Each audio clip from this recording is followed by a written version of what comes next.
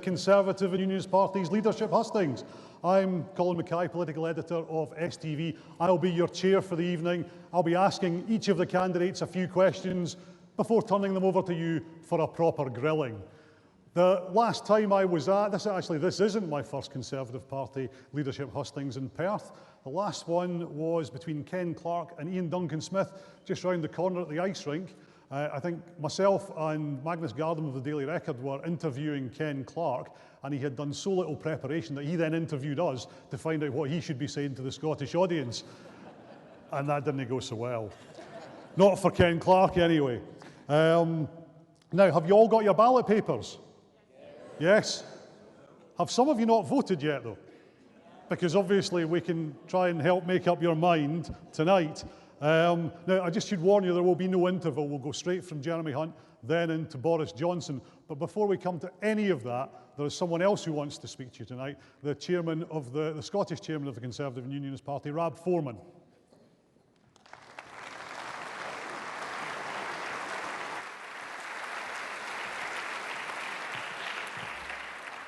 Thank you, Colin, and good evening, everybody. What a tremendous turnout.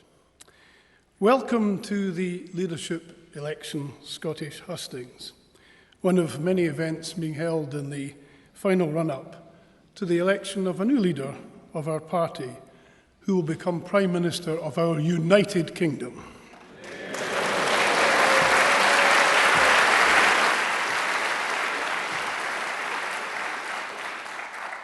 At a recent meeting of the main board of the party, along with my fellow board members, I was delighted to support the chairman of the UK board, Brandon Lewis, who is here this evening, in his aim that this election process should be transparent and involve a rigorous scrutiny of the candidates and their abilities so as to enable you to make an informed choice. As you've heard, a leading member of the Scottish media, or so he tells me, Colin Mackay, will chair the proceedings this evening. Colin and Brandon will outline the proceedings for you and the order of events. It is an important part of the process that Colin is free to explore and probe the candidates' policies and ideas, and that he is free to do so without interruption. You may or may not agree with a particular line of questioning, but it is important that he is free to fulfill his interrogatory role, free of interruption in an orderly context, and I know that we will accord him the usual courtesies. Or he's hoping you will anyway. I thank you in advance for that, and I thank both candidates who have bought into the heavy programme outlined for them and have travelled the length and breadth of the United Kingdom to outline their respective positions to the membership. We are grateful to them for diligently undertaking their responsibilities in that connection. I would also like to thank Brandon Lewis and his team at Central Office in London for their hard work in putting together at short notice the logistics of this considerable operation. And last, but certainly not least, thanks to Mark McInnes and his team from Central Office in Edinburgh, who have been coordinating this particular event. Now, the sting in the tail, ladies and gentlemen, is that leadership elections are costly events. The ballot papers are on their way to you.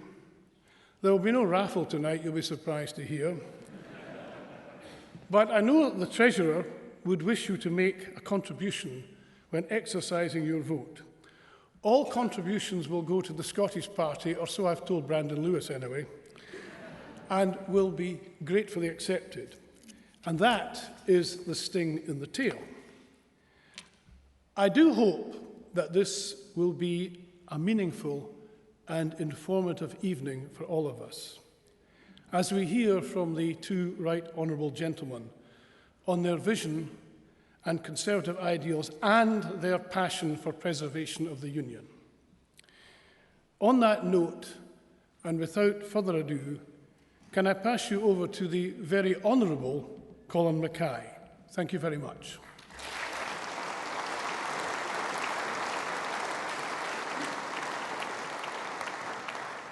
So I'm your chairman for tonight. Rab's your chairman in Scotland.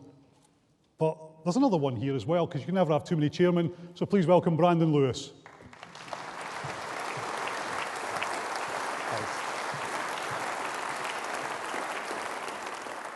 Good evening. I think the chairman fit into the classic one of you wait a long time and then three come along at once.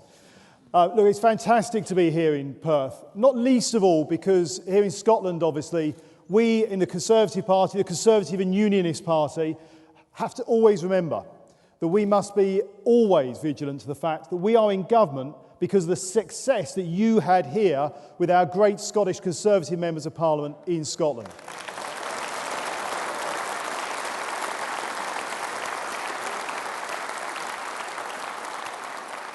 And that is thanks to the phenomenal efforts that all of you and our friends and the rest of our Conservative family here in Scotland put in 2017. And we have got great members of Parliament from Scotland now, but we want more. And one of the decisions we've all got to take when we cast our ballots is to ensure that we have a leader of the party and a Prime Minister who can make sure that we turn those 21 votes here where we are sitting into a Conservative seat as well, and others. And it was important to me, and I think that Rab makes the point very well. Having been as myself, not just chairman of the Conservative and Unionist Party, but for a long time a volunteer, an activist, a councillor before being a member of Parliament, and your chairman, that we in the party had a chance to hear from, and you get a chance to see and assess our great candidates. And that's why I think it was right that we did what you in the Voluntary Party wanted and made sure we visited not just every region, but every nation of our United Kingdom. And that's what we've done. And that's a great credit to everybody involved, the team from CCHQ and our candidates and their teams who are travelling all over the country and to all of our nations.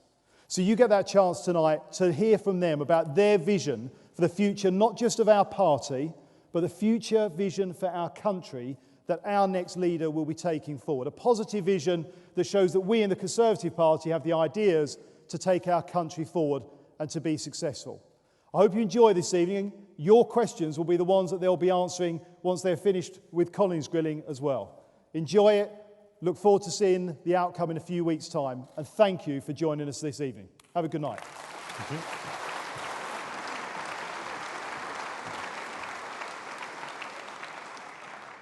Now, Jeremy Hunt is first up tonight. Before he gives you his campaign spiel, he has a video prepared.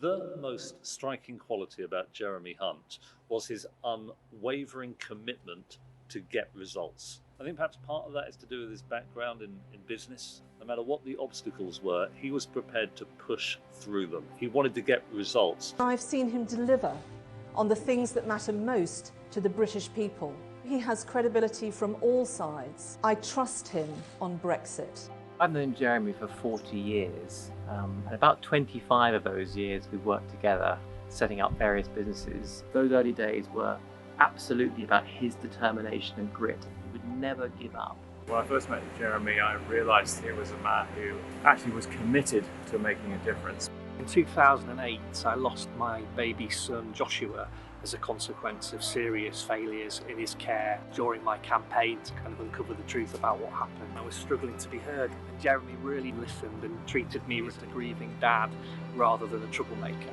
I knew that this was somebody who was going to change things. My mum died quite tragically in poor care in Mid-Souths. Jeremy was incredibly kind. He saw the bereaved daughter behind the campaigner, and he saw it was people that mattered.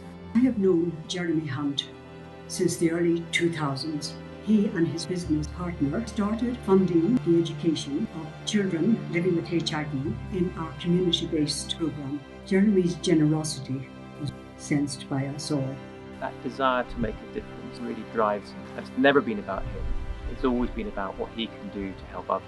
The work he's done will save the lives of countless babies, and other families will not have to go through the kind of pain that we did. People often underestimate Jeremy because he comes across as being such a polite and generous and nice person, and he is. But I remember hearing him warning the EU not to mistake British politeness for British weakness, and I thought that just about sums him up. I was pessimistic about the London Olympics. I thought, we could mess this up. I remember talking to Jeremy in the build-up. He said, no, we're a great country. We can do this if we have the right mindset. The delivery was outstanding, but also had this element of fun. I know that Jeremy was very involved in getting that balance right. He believes in Britain as a force for good in the world. He's shown strong values at the FCO and consistently good judgment. Negotiating, toughing it out when things get really difficult, keeping going, having a vision. Those are the skills that we need in a Prime Minister. He's a unifier. He's somebody who can reach out to different groups of people. My dad always taught me that politics should be about making a difference in ordinary people's lives. And Jeremy made a huge difference to our lives. He gave us hope, and that for me is the main thing, that he gave us hope in some very, very dark days.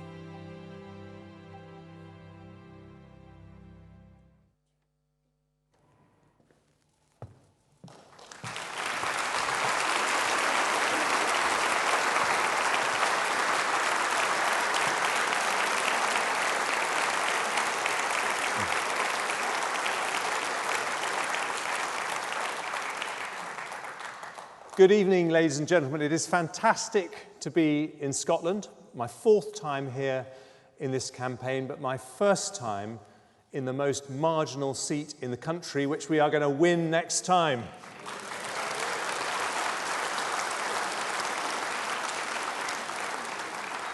And I want to start with a thank you. And not just for the delicious fish and chips that I had at Peterhead, the freshest I've ever had. Not just for looking after my great-aunt Betty, 99 years old, and still lives very happily in Aberdeen. I want to thank you because I would not be standing here as Foreign Secretary without Scottish Conservatives. Those 12 seats that you won us at the last election gave this country a Conservative government when we needed it the most.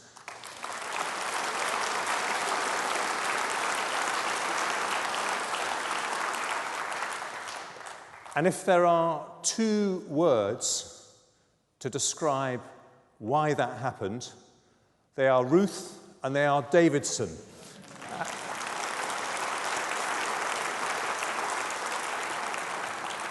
And I am more proud than you will ever know to have Ruth's endorsement in this election campaign. And I want to thank her, I want to thank Jackson, and I want to thank every one of you for what you have done for our country. So, I'm standing here this evening because I want to tell you what I want to change as our Prime Minister. And to govern is to choose, and I want to tell you about three priorities that I have for our country. But we can't do any of them until we deliver Brexit. And when it comes to no deal, there isn't a big difference between me and Boris. Both of us want a deal. Both of us are prepared to leave without a deal if it's the only way to go. But I have announced special support, having met the fishing community, farmers in Scotland and across the United Kingdom, to make sure that if we do have to weather a no-deal Brexit, every possible support is put in place. But the difference is which is the Prime Minister that we trust to go to Brussels who could negotiate a deal. And if you choose me, I'll be the first Prime Minister we've ever had with a background as an entrepreneur. Now, just out of interest, how many people here have set up their own business? Just put your hands up if you've set up. Just look around, because I ask this question everywhere I go, and this is our Conservative family. So many people who've taken the risk to set up their own business, create jobs, create wealth for our country. And what is it that entrepreneurs do? Every day of our existence, we negotiate.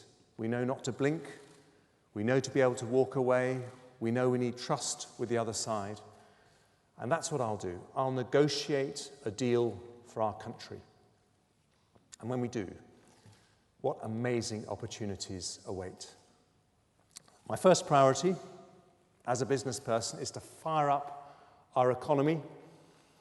You know, we have in our country the top universities in Europe, some of the very best in the world. In Scotland, you've got Edinburgh, Glasgow, St Andrews, many more.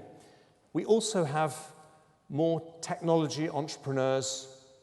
Down the road in Dundee, you've got all the gaming industry, and you put those together, and we could be the world's next Silicon Valley. And that matters because in 10 years' time, people aren't going to be talking about Brexit. They're going to be talking about artificial intelligence, driverless cars, our Amazon deliveries coming by drone. We could set up our country for the 21st century. And in any trade talks, the EU will need us every bit as much as we need them. So that's the first of my 3 priorities. Now I want to tell you the second, because I am the Foreign Secretary who wants our country to walk tall in the world. And that means a lot of things. One of them, putting more money into defence, and I'll increase the proportion of our GDP beyond 2% of defence. But you can't do that.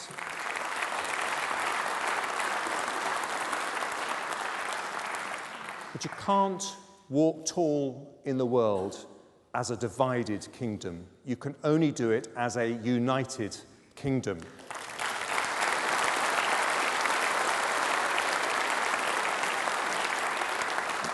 My dad was in the Navy, and he was posted to Rosyth for a couple of years. I had 2 very happy years of my childhood up here. And thanks to him, I have Welsh blood, and to my mum, I have Irish blood. I'm a unionist to my core.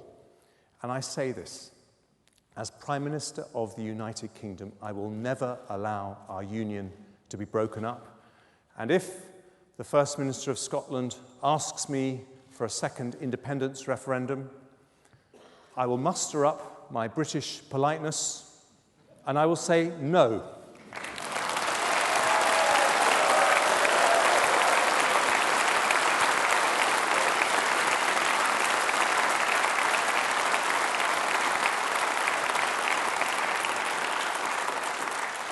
And I'll say to her that just as I will hold her as First Minister to account for her job, which is to look after the roads, the police officers, the schools and the hospitals in Scotland, so she can hold me to account for my job as Prime Minister of the United Kingdom to defend our precious union with every drop of blood I have.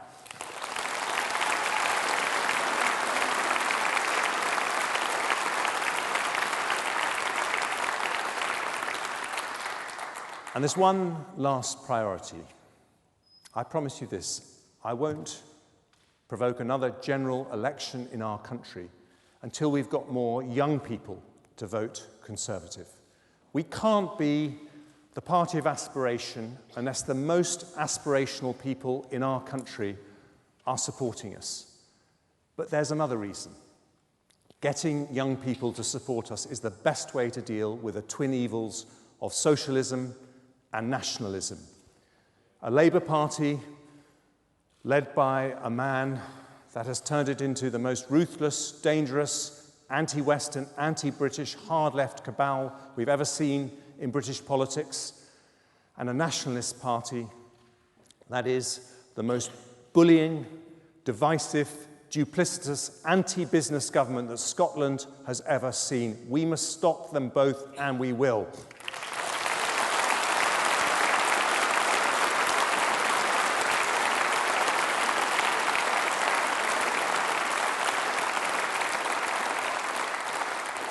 So, friends, get this wrong, and we will have no Conservative government, maybe no Conservative Party, maybe no United Kingdom. But get it right, and we will deliver Brexit, unite our party, unite our great country, unleash its potential, and send Corbyn and Sturgeon packing. Thank you very much.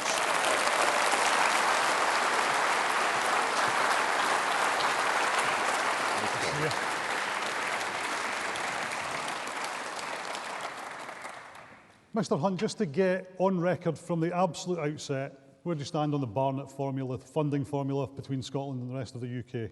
It stays. For how long? While I'm Prime Minister. Well, you're Prime Minister. What about the fiscal framework, which is up for renegotiation in 2021?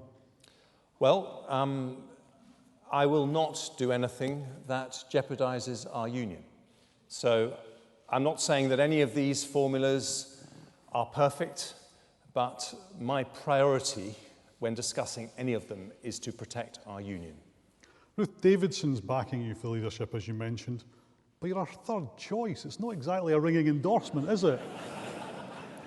Well, there's only two choices at this stage, and I'm the one. So I'm very grateful to Ruth.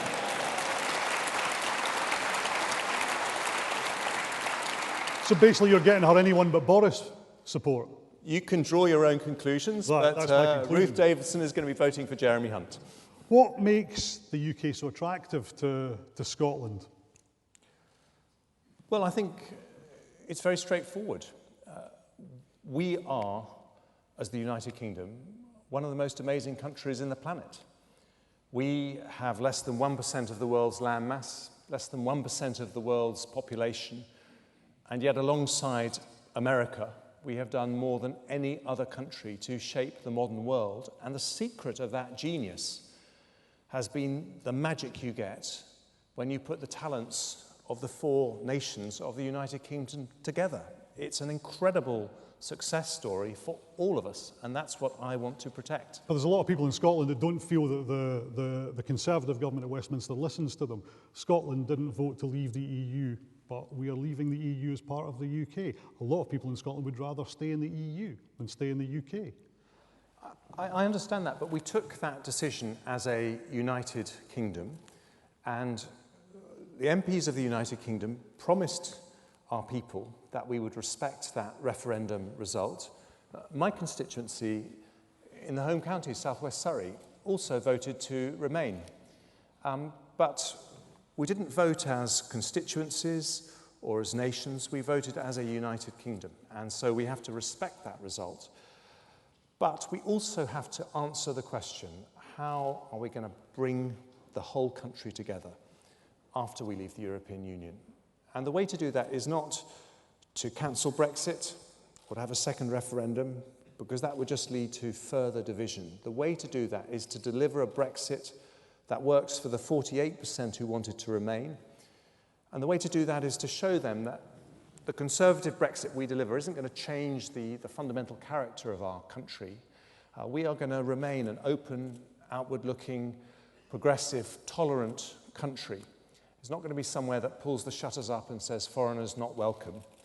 And if we can show the people who voted to remain in the EU that that fundamental character hasn't changed, in Scotland and throughout the UK, I think we will bring everyone together and we will have a settlement that works post-Brexit.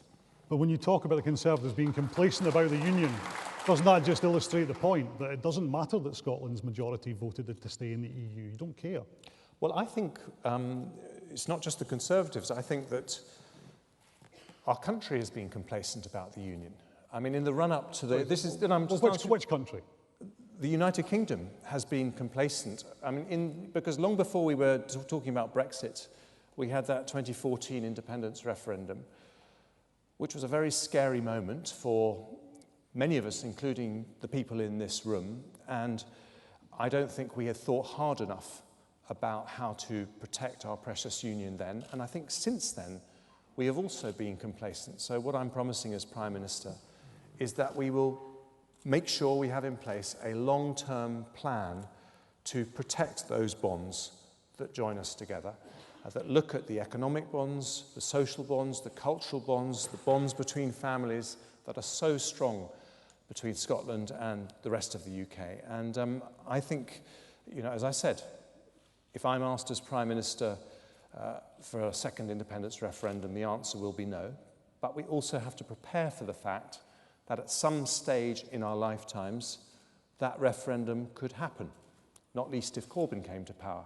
And I want us to be properly prepared in every way we can. So when could it happen? Well... Because you've said no, not under your Prime Ministership. So yes. You're ruling it out, regardless of what happens in the next general election? Well, I'll tell you why I'm ruling it out, Colin. Like Scottish election? Well, I'll tell you why, Colin, because I'm listening to the people of Scotland, including many people who voted for independence, who do not want the divisiveness of another referendum. It split up families, friendships. It was incredibly damaging for Scottish society, and there are many, many people in Scotland who say never, never again. But there's many people who don't say that. There's many people who want another referendum.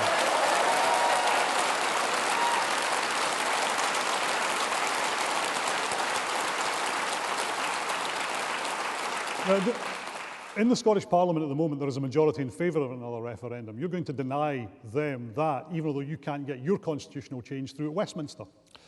Because the Scottish Parliament is full, unfortunately, of nationalist MPs because who people, are not... that's because people voted for them. Let me answer the question. It's full of nationalist MPs who, on the question of an independence referendum, are not listening to their constituents. And the last poll I read, nearly 3/4 of Scots, that includes many people who voted for independence, don't want to see another independence referendum in the next few years. You didn't see the panel base poll the other week then, which, to give you a point, 48% said they didn't want one in the next few years, but 51% said they wanted it to take place during the Brexit negotiations.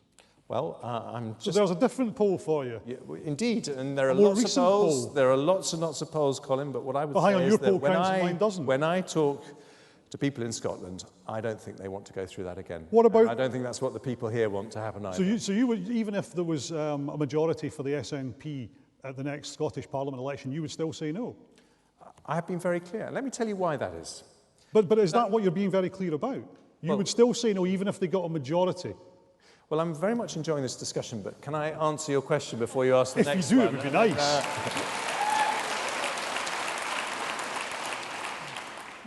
The reason that I would say no to another independence referendum was because on all sides of that debate in 2014, including the SNP, they said this was a decision for a generation. This was not a decision people were going to come back to. This was a decision forever. And so we have to honour that referendum result. And by the way, that is exactly the same reason why I don't believe we should have a second referendum on Brexit. And I'm one of the people who voted to remain in the EU.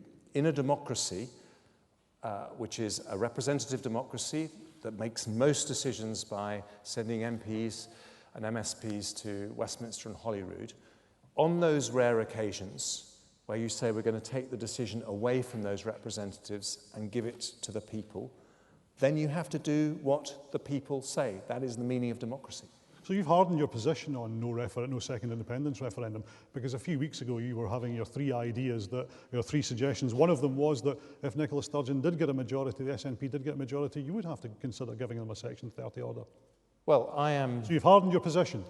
I am absolutely clear that I will not be a Prime Minister who allows the breakup of the Union. And I think in this leadership contest it's very, very important for everyone here and everyone in Scotland to know that.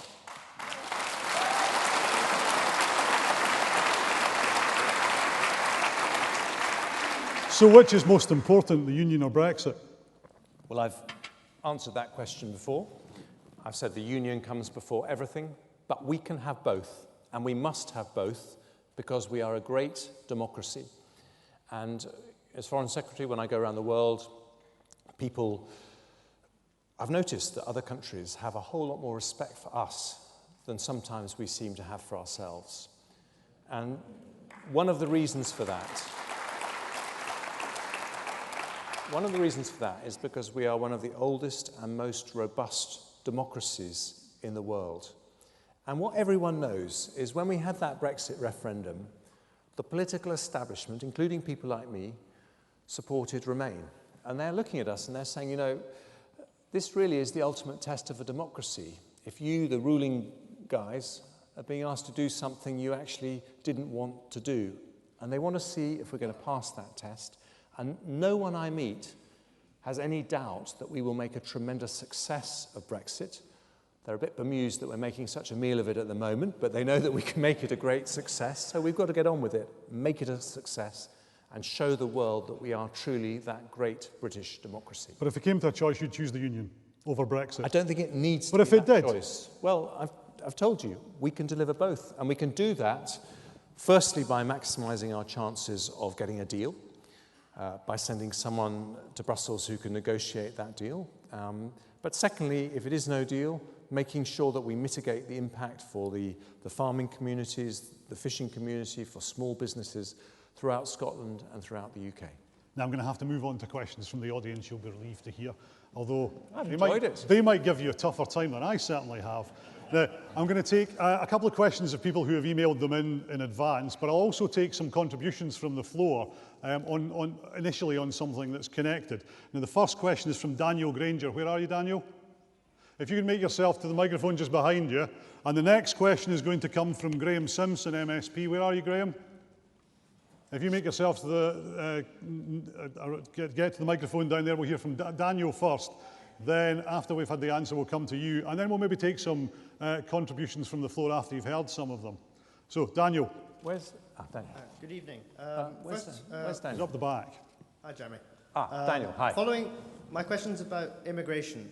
Following the UK's exit from the European Union on the 31st of October or whenever, as you've said, how will you ensure the UK has access to the skills we need, and do you support greater immigration and trade opportunities with the Commonwealth, more precisely the CANZUK nations, Canada, Australia, UK, and that group? Well, Daniel, I think there's no doubt that the reason that a lot of people voted for Brexit was to bring down immigration levels and specifically to get parliamentary control over immigration levels. And we must respect that. But the way you reduce migration levels, and I'm very conscious that in Scotland there's particular needs to attract labour into the Scottish market to help Scottish businesses expand, the way you bring down migration levels is by raising the skill levels of our own people.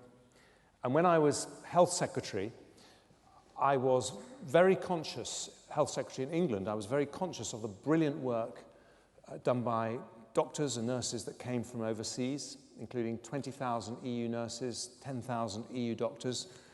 And the NHS in England, just as in Scotland, would literally have fallen over without their brilliant help. They're amazing people. But I also thought it was sad that we didn't train more people from our own country to do these jobs, because there's huge waiting lists to get into medical school. So I increased, biggest increase actually ever of doctors and nurses, 25% increase in the numbers we train. Now it takes a long time, 7 years to train a doctor, 3 years to train a nurse. So it won't feed through for a while, but that is the way you bring down migration levels. I will be a Prime Minister with a pro-business migration policy that understands the needs of all four parts of our UK, but I think that's the way you address it. Would you consider devolving immigration powers, as the Scottish Government has asked for, particularly for farming, fishing and tourism industries in Scotland who are struggling to get people? Well, I'd like to say that with me as Prime Minister, they won't need to ask that, because they can be confident there'll be an immigration policy that responds to the needs of Scotland. But somehow, knowing Nicola Sturgeon, I don't think that will quite stop her asking. Well, the policy in universities didn't. The policy in postgraduates didn't extend to Scotland. No Scottish universities got that. Which policy? The policy in postgraduates on graduates from university. Scotland didn't get anything out of that. Well, it went to English universities. As it happens, when it comes to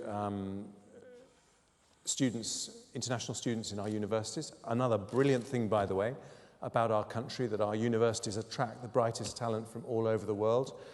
And I say that as someone who married one of those international students. I'm particularly grateful that we had one international, was it China or Japan? Someone will know the answer to that question here. But I am actually sympathetic to the idea of better post-study work rights for international students, because I think that could make a valuable contribution to our economy. Take another question from Graham Simpson. Evening. Your rival in this competition has said of the Barnett formula that it produces deeply inequitable outcomes and is a system of amazing political antiquity by which the English taxpayer sends about £20 billion every year to Scotland as a kind of present. What do you make of that? I'm pleased I was never a journalist. Because, look, I'm not someone who will say that every aspect of the Barnett formula works perfectly, but But I think once you start to unpick something like that, it is a gift for Nicola Sturgeon, and I don't think we should go there.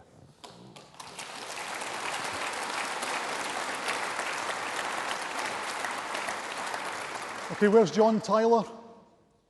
John, if you want to make your way down to the microphone. And where's Morag Pollock?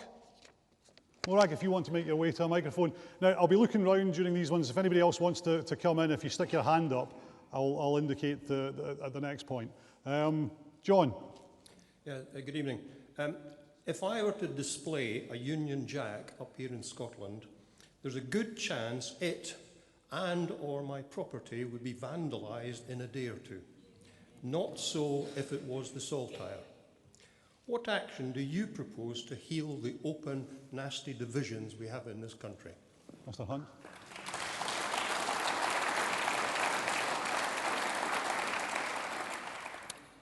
Well, John, I want to start by thanking you and everyone in this room for bravely standing up for the Union through the incredible bullying there was in the run-up to the 2014 independence referendum. And I think that it was totally unacceptable what we saw. And the only way that we can deal with that is to have a constitutional settlement for Scotland that is secure and stable within the United Kingdom. I personally think that there has been this constant, never-ending discussion about the transfer of powers, and I think we need some stability in that settlement, and we need some tolerance. And I think that just as you are proud to be associated as a Scot with a saltire, I think we need to be clear that it is a basic Scottish virtue, just as it is a British virtue, to be a tolerant nation. And that is what we should always say. John, just very quickly, do you think the Union's at risk, as Theresa May, Gordon Brown have said? Do you think it's at greater risk now than ever? No, I don't. You don't? No, I don't. Do you think?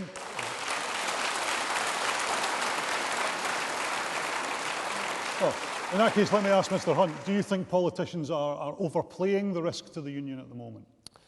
When something is precious, you should never be complacent about it. And that goes for your husband or your wife, and it goes for the constituent parts of the United Kingdom. And so that's why I think we should always be alive to the risks to the Union, but also confident about its great, great future. Well, what level of risk do you think there is to the Union at the moment? Theresa May was talking it up yesterday in Stirling.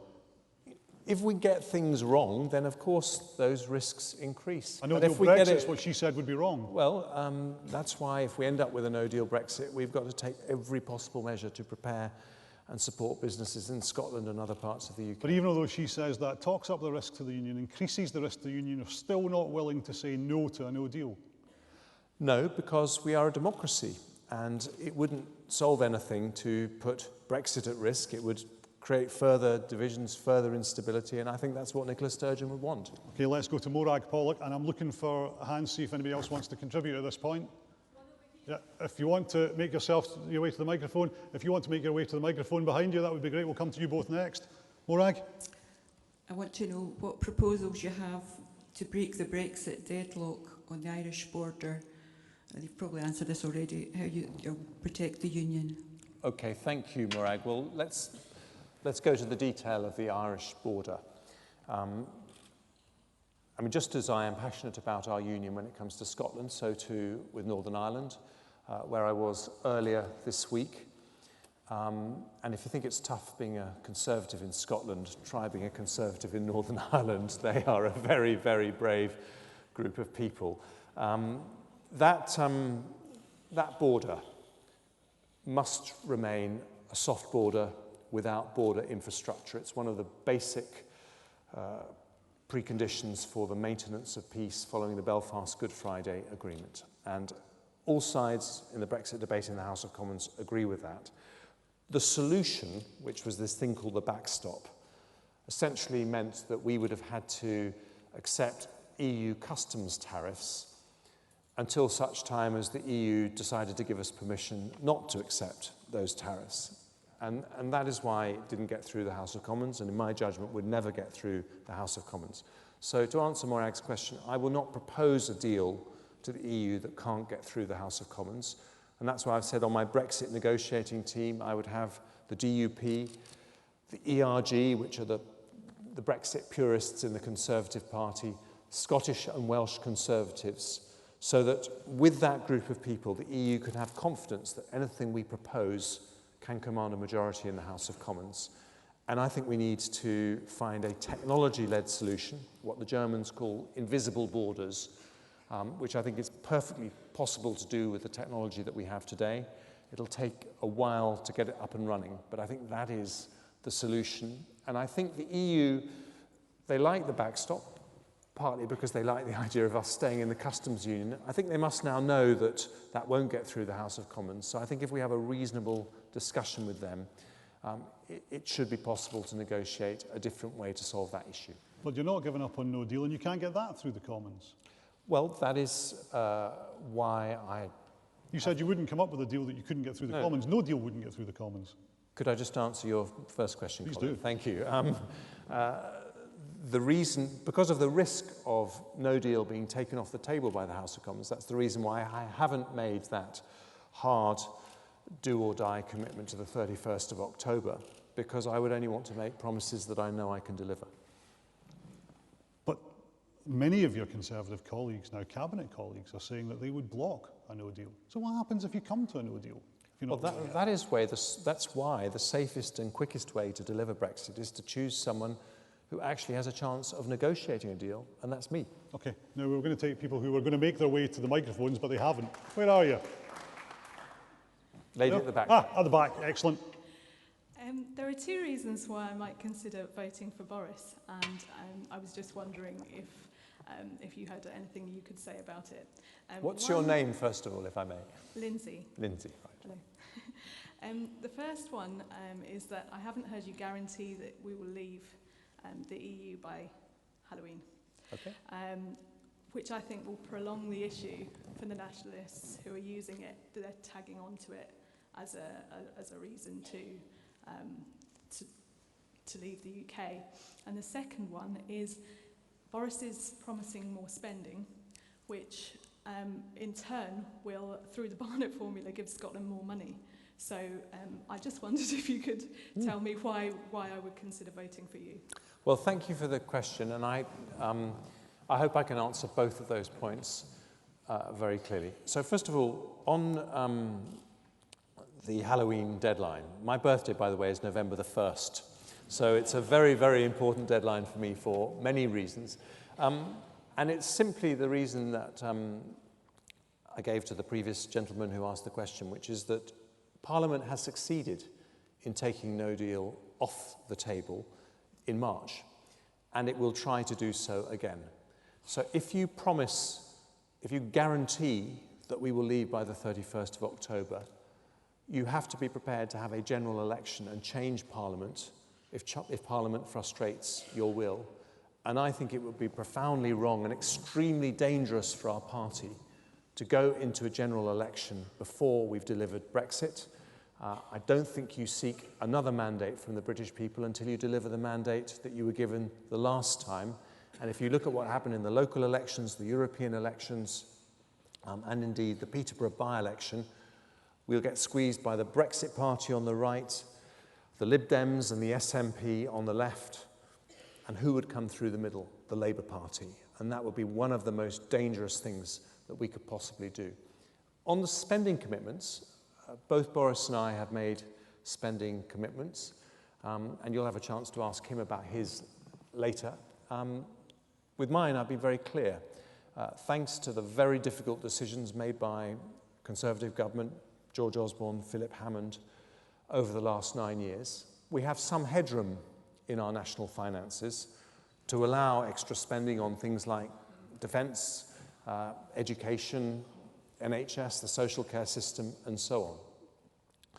But if there was a no-deal Brexit, I'm clear that those priorities would have to wait, because our first priority must be to help businesses that are affected by sudden introduction in tariffs, the fish processing industry, the sheep farmers who would suddenly have a 40% tariff on lamb. They will have a sudden structural change. And you know, someone who's run their own business and had to have those incredibly difficult conversations when you have to lay someone off who's worked really hard for you for many years, shown you enormous loyalty and dedication, but the market's changed and you just can't afford to keep them. I want to avoid those kind of conversations up and down the country if we possibly can. And do we have any other contributions from any other questions from the floor? Now, there was somebody else had their hand up. Are you at the microphone? Yeah? I can't actually see that. There's a lady just here. If you shout out the question. Hello? No, if you come down the microphone, that would be great. If you make your way down to the microphone. Now, there was someone in the middle who had his hand up. Ah, yeah. Well, if you would like to come down to the microphone here, that would be great. And is Michael Bowl here? Michael, if you might like to go up to the microphone behind you, that would be helpful. We'll take the lady down here first, because you're there first. First come, first served. Thank you. If you could tell us who you are first Yeah, of all. sorry. My name is Missy Bolt. I'm the chairman of the St Andrews University Conservatives and also the secretary of the Scottish Young Conservatives. But as you might be able to tell from the accent, I'm not from this country originally. I'm from Australia, but I'm desperate to stay. I've lived in Surrey now and Belfast for the past 2 months and studying at St Andrews, and I love this United Kingdom, so thank you for keeping it united. I would just love you to elaborate on the post-study work rights that you kind of brought up before, because I'd love to stay, and I was wondering if it was going to be easier post-Brexit or harder. Thank you. Is your name Lucia, did you say? Missy. Missy. Yeah. Right, thank you. Well, Missy, I don't want to make policy on the hoof, but I want to give you an indication of what my sympathies are and the direction of travel that I think we should go in. And I do think that one of the very best things about our United Kingdom is that we attract the brightest and best students from all over the world. I think they add enormously, not just to our economy, but to our diversity, and they help our young people to have an international, global outlook. So I'm very sympathetic to the idea of being more generous with post-study work rights to enable you, if you can find a good job, to stay for longer. I think that would be good for you, but I think it'd be brilliant for us. So can I make that commitment that it's something I would look at very sympathetically? But why can't you just say yes? Given that you already have extended this for several English universities, why can't you just say yes? We'll extend it to St Andrews, Edinburgh, Glasgow, Aberdeen, whatever. Well, just because I think the way you make these policies is that you do need to look into the detail. I think I'm being very clear with everyone here what I would like to do. So would you like to extend it to Scottish universities? Well, I would like it to be for the whole of the UK. This is not just for Scottish universities. But at the moment it's just for English universities. Would you like to extend it to Scottish universities? I would like people like you to be able to stay for longer, because I think you make a great contribution to our country.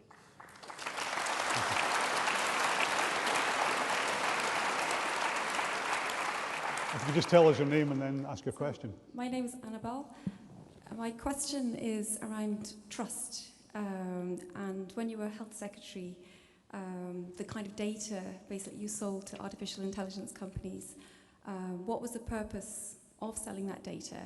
And how did you safeguard the rights of NHS patients?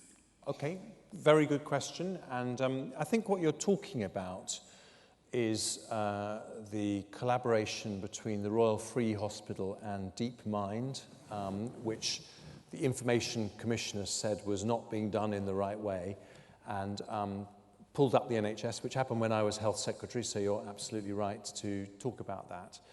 And this is a very big challenge for doctors, because the opportunity with artificial intelligence, if you use patient data in a way that is wise, is to save literally thousands of lives, because you can look at the electronic health records that we have in the NHS, both in Scotland and England, and you can look at that information and you can learn things that would help you, for example, pick up the risk of a cancer before any symptoms are shown, help you to reduce the death rate for strokes and heart attacks and all that kind of thing.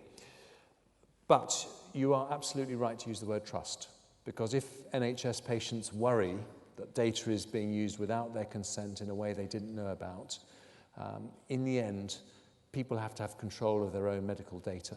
and I was the first health secretary to say that although the law says the data belongs to the NHS, really it belongs to the patients. So we've got this brave new world, but we need to clarify to reassure patients that their data is going to be properly protected. Does that answer your concerns, Annabelle?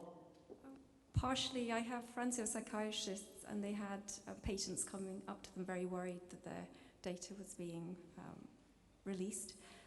So I have concerns, frankly, by going to this great world of artificial intelligence, and actually it's really the doctors who are able to make the best judgment on a face-to-face meeting rather than artificial intelligence companies. Okay, briefly. Okay, well, I think we can get the best of both worlds on that, but I very much hear your concerns, and I'll just make one very final brief point. If we lose the trust of the public on this, we lose the chance to make the most extraordinary advances in medical science. So we obviously have to do a better job if people like you are worried. And in the UK, in England, I did set up a special post called the National Data Guardian to be the champion of the rights of patients in England with respect to how their data is being used to try and get that trust. But there's obviously more to do. If Patrick Fee and Donald Nicholson could make their way to some of the microphones. Thanks, Annabelle. We'll take the next question from Michael Bow. Hello, Jeremy. Great to see you today. My name is Michael, and I am the chairman of the Scottish Young Conservatives.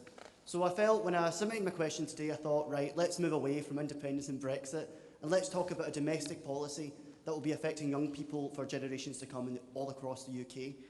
And considering how difficult it is for young people to get on the housing ladder, how will you deal with the housing crisis and allow people to eventually own their own home? Well, thank you, Michael. And this is a very important issue. It's devolved responsibility. But let me tell you what I want to do in terms of the responsibility for England, because it is so important. And maybe this is a policy that could be adopted in Scotland as well. Margaret Thatcher helped 1.5 million council house tenants get onto the housing ladder with a policy called Right to Buy. And in doing so, she made many of them Conservative supporters because she gave them a stake in our system. And that was a profoundly important change. I have a policy that will help 1.5 million young people who can't afford a deposit at the moment get onto the housing ladder. And the way that we'll do that is by gifting them land that already has planning permission, so that the only thing they have to finance from their mortgage is the actual building of a house. And in many places in England, actually, the land is the most expensive bit. And what happens at the moment is that the property developers buy the land, and then they get their profits from the increase in value when they get planning permission. I want us to give planning permission directly as the state, so that the benefits go to the young person. And I think this is a very, very important thing. But one other thing, I think it's about aspiration, but it's also about values.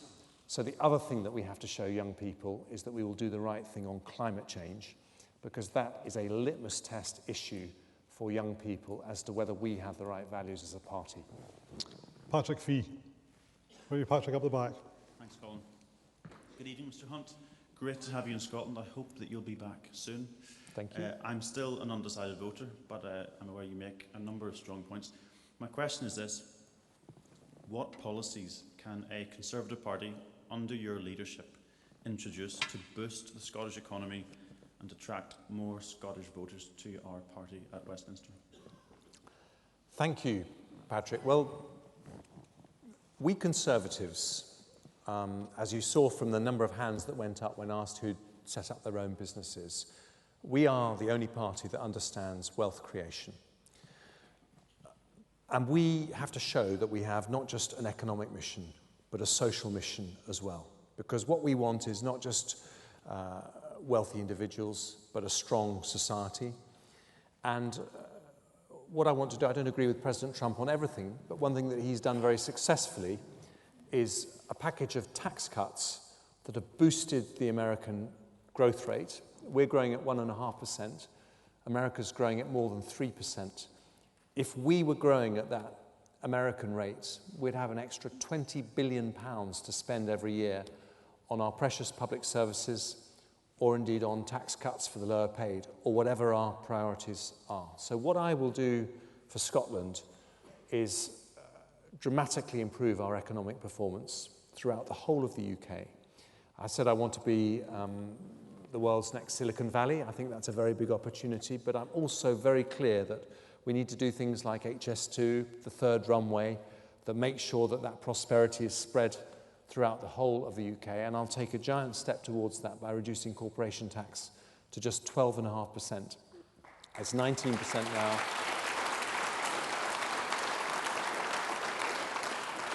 That is one of the lowest rates in the world.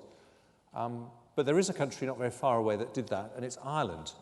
And when Ireland did that, their GDP per head, their national wealth per person, was about 25% less than ours. Now it's nearly 50% more. So if you power up business, you power up the economy, and you create the resources that help all of us, including our public services. But how do you help existing businesses? I mean, just down the road, you're talking about a green Silicon Valley. Bifab can't get the contracts for offshore wind turbines, and people are losing jobs there. And that's the kind of industry you're talking about, and you can't even deliver those contracts to a local workforce. Well, I don't know who is responsible for those contracts. I do think that the offshore wind industry has been a huge Scottish success story. In fact, when I was at... But it's not delivering Scottish jobs. Well, not in the manufacturing sector. That's why people are out of work at Bifab. Well, I don't know the details of that particular situation, but when I went to Aberdeen a month ago, someone pointed out the offshore wind farms. It was a meeting actually with the oil companies who were very keen that they were described not as oil companies but energy companies, the new name, and they pointed out the wind turbines, and they said yesterday was a particularly windy day and we got a quarter of the UK's electricity from wind, which was a record. And that is one of the great ways that we're reducing carbon emissions. I would love those jobs to be done by Scottish or British companies. And so what could you do to deliver that, given that they're being built abroad? Well, one of the ways is to have the lowest business taxes anywhere in the world, and I've just given you a great policy for that. But it's actually delivering that helps the them to be competitive. But it's actually delivering the contracts. Well, you know, the way that you make us competitive is not by stopping foreign companies from bidding for important contracts. It's by making British companies competitive so that we win those contracts under our own steam.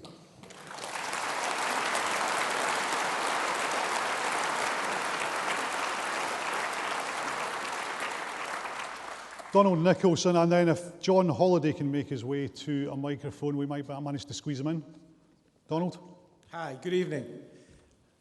Where's Donald? Sorry. He's over there, behind the Donald. podium. Hi.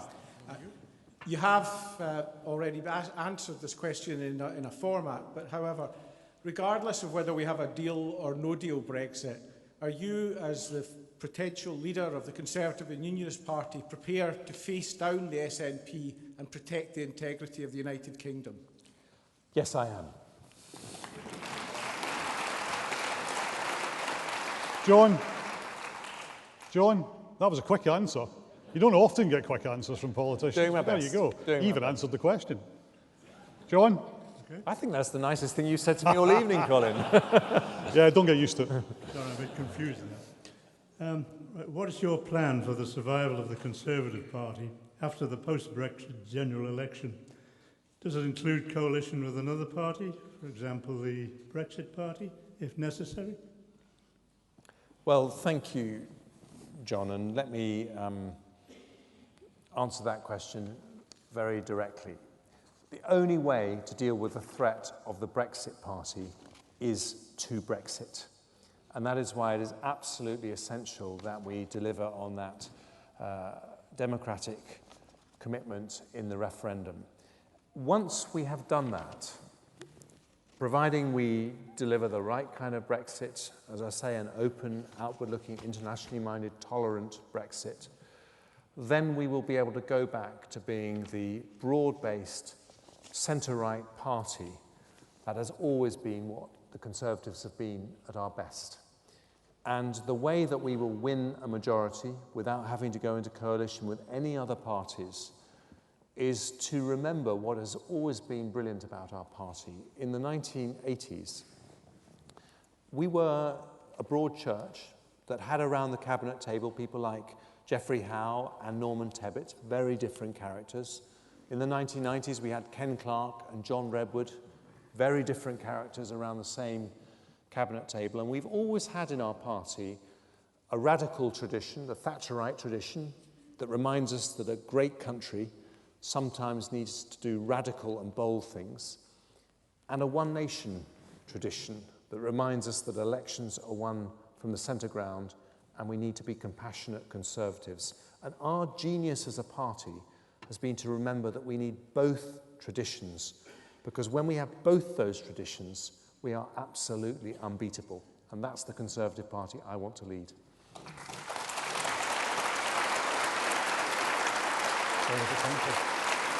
Thank you. Jeremy Hunt, thank you. That's all we have time for. Thank you very much. Thank you, thank you very much. Thank you. Thank you very much.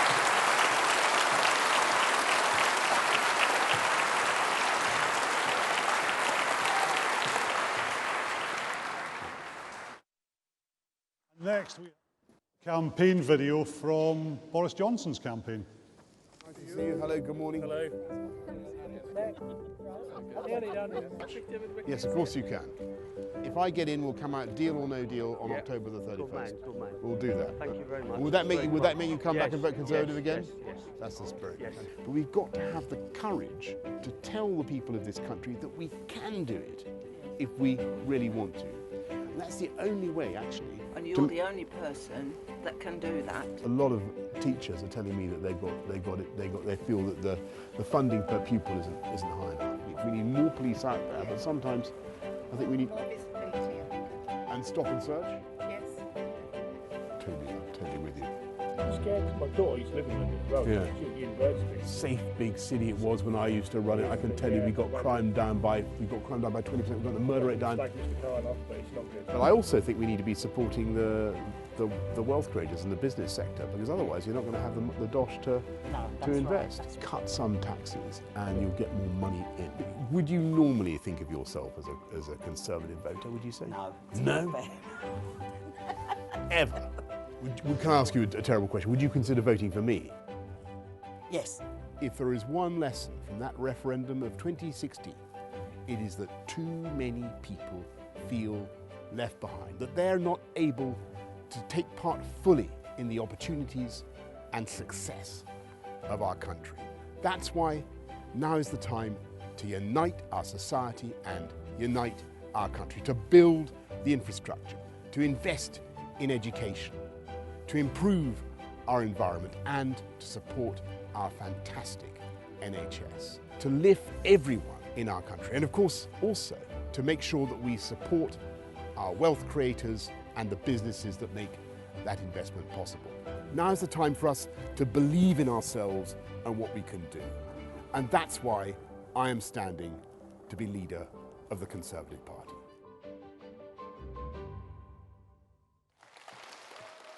Thank you. Thank you. Good evening. Thank you very much. Good evening, everybody. My friends, good evening. Thank you very much. Good evening. Thank you so much. I've had an absolutely amazing afternoon here in Scotland. I've just been to the Govan shipyard, where I met a bunch of apprentices who were building HMS Glasgow.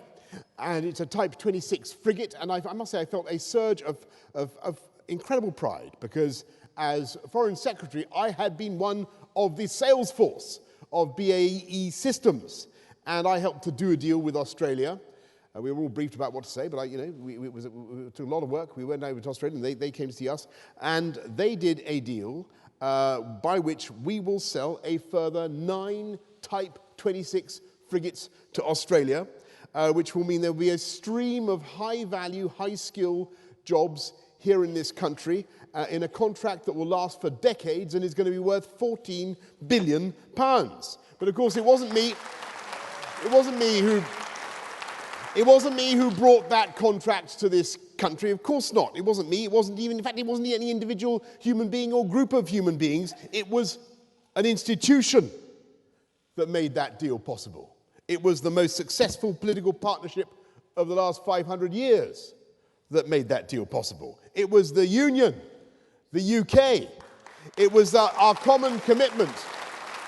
It was our common commitment to the defence of our country that means that brilliant Scottish kids are growing up to make fantastic machines that we are selling, that we are using to help to defend and protect our friends and allies around the world. And Australia has bought them. The Canadians have followed suit. They've already done it.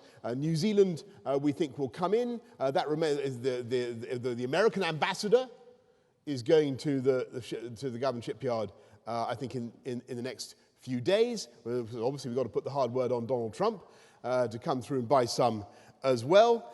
And it is absolutely incredible to see how the Union, all four nations, are profiting from that alliance and that relationship. And so tonight, I want to salute everybody here, Scottish Conservatives, for what you're doing to uphold and protect that precious union, and the amazing job you have done in defeating those who had ripped our union apart. And I want to thank very much, I want to thank Ruth Davidson, and I want to thank all my Scottish friends and colleagues here from Westminster. I think we've got Douglas Ross is here, and Colin Clark, Ross Thompson. Congratulations on what you have done, and kicking out some of these illustrious members of the, or less than illustrious perhaps, members of the, with their various piscine names that you have ejected. And wouldn't it be a fantastic thing, by the way, if pretty soon, and I'm sure we'll find the right candidate, if pretty soon, when the election comes, not too soon obviously, but one day, we got ready to eject Wishart from Perth. Wouldn't that be a fabulous thing? Isn't it about time that we put the run into run rig, as it were, and got. I think that would be a famous thing, and it could happen. It was only 21 votes, wasn't it? We can do it. We can do it. And listen, that's why I'm here tonight. I'm here to tell you, yes, of course, our party nationally has been going through some grim times, and it wasn't spectacular that we managed to score only 9 points in the recent European elections. But my mission with you tonight is to explain how I believe we can turn that thing round. And the most important thing we can do now is to defeat the man who would work with Nicola Sturgeon to destroy our precious union, and who's perfectly reconciled, he says, to having another referendum in Scotland. And that man is, of course, Jeremy Corbyn, leader of the Labour Party. And we can beat him, my friends. And this is what we need to do to win. We need to do three things. First of all, we need to get Brexit over the line. Get it done. Come out of the EU by October the 31st. That is absolutely indispensable. Get this thing done.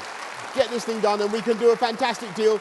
And then, of course, we've got to get ready for a no-deal scenario, and I don't think by any means that's where we will end up. We will do a great deal. We will have a protraction of the existing arrangements. We will suspend the money in a state of creative ambiguity over the talks until we get the deal that we want. We will look after it. We will take out the provisions on citizenship and pass those through the House of Commons in a supererogatory way. And at the same time, of course, we will prepare for no deal. And people say, look, this country isn't up to it. Do you think this country isn't up to it? Absolutely not. We can do it. We can do it. We are a great, great country. And people say the planes won't fly, and there won't be any clean drinking water, and there won't be any milk solids and glucose and whey to make the Mars bars on which our children depend. And I think that is absolute nonsense. And whatever happens on November the 1st, after we have come out, and I think, as I say, we'll get a great deal. Whatever happens, I prophesy confidently that there will be clean drinking water in Perth, and the planes will fly, and there will be ample supplies of glucose and milk solids and whey to make Mars bars, deep fried or otherwise, because where there's a will, there's a way, my friends. And we're going to get it done. And then once we've got Brexit done, and even before then, we're going to start remobilising and revitalising our party around the simple proposition of conservatism. And we're going to believe in our case again, in the moral case for conservatism, which is that we understand that you have to support the wealth creators, the enterprises, the businesses of this amazing country, because that is the way to generate the income that we're always going to need to pay for the poorest and neediest, for fantastic public services, for a health service, for all the infrastructure that we want to put in. And that is how we will fund, and you will see in my plans already, I hope, we will fund an increase in education funding, we will fund more police out on the streets, full fibre broadband for this entire country, and take this amazing country forward. And bring it together. Unite the UK in the way that I was proud to have united London. It's a very, very simple idea. One nation, modern, progressive conservatism. We can sell it again to the people of this country and bring them onto our side. And let's thereby make sure that we defeat the SNP and those who would destroy our precious union. Let's prick the twin puffballs of the Brexit Party and the Liberal Democrats, who are feeding saprophytically on the sense of decay in trust in politics. Get Brexit over the line, and we win back all those tens, hundreds of thousands of voters, good people who will want to come back to us, and then let's wallop Corbyn for 6. And I remind you, with my concluding breath, that the last time I had to defeat a member of the London Labour left, considerably wilier than Jeremy Corbyn, we came from behind and we beat him when we were 17 points behind. Our great party was 17 points behind Labour in London. We did it then, and with your help, we can and we will do it again. Thank you very much indeed for your attention, and I hope I can count on your support. Thank you.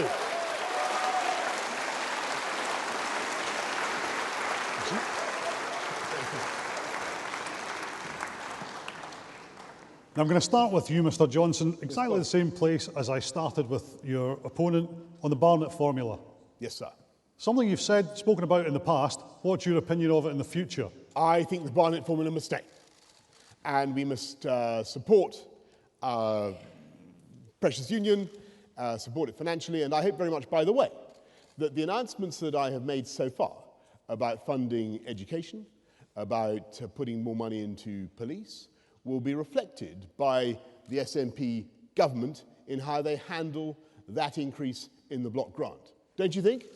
If we're going to give them more funding for police, and I think it's absolutely vital that we get crime down, it's a basic hygiene for Conservatives, then I want to see them spending that money properly. Well, crime is already lower in Scotland than it is in the rest of. Well, I've just been particularly in London, if you want to compare the two. Well, if I may say so, that's entirely when I ceased to be mayor of London, I brought crime down, as I. Perhaps you're not aware of this, but I brought crime down by 20% and the murder rate down by 50%. And it is, in my view, a tragedy that the current Labour mayor of London has let the thing get out of control. When in 2009 you described the Barnett formula as a kind of present from the English taxpayer, did you get it wrong then? You're talking about a comment I made, I think, 10 years ago?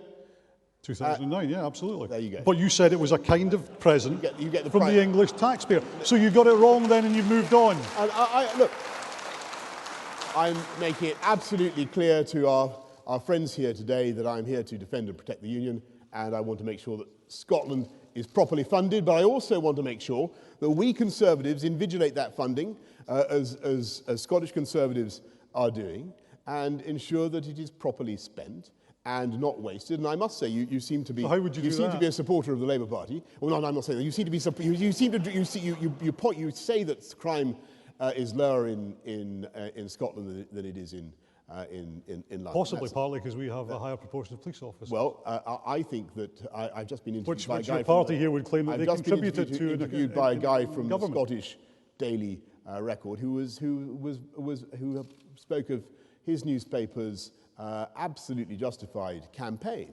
about drugs crime and gang crime in Glasgow and elsewhere, and I thoroughly sympathise with him. And I think it's vital that we're not complacent about what is happening, that we recognise we have a problem in all our cities, and that we give the police the resources they need to fight it, and that's what I will do. But not in Scotland, because you wouldn't have any power over that. When you came up with your tax plan... That's not true. What we're proposing is to give... no, that's not true. We're proposing to would give you more bypass money. the Scottish Government? No, we're proposing to give more funding, and pro rata, that should amount to about 80 million for Scotland. If the SNP... 80 million? 80 million for policing. If the SNP choose not to spend it on policing, then I hope that people will notice that. And I hope that they will draw the relevant conclusions. When you came up with your income tax plan, did you forget that Scotland had a different income tax regime? Look, we Did you notice? I want a government in the UK, and I want an administration across this country that does its best to keep taxes low for everybody, and particularly for those on low incomes. And I would remind you that when I was Mayor of London, we had a massive programme to expand the living wage, which went very well. It was then stolen by George Osborne in an act of theft I heartily condone, and became national policy. But your proposals are for higher earners, and it would mean that Scots would pay an extra £3,000 in national insurance.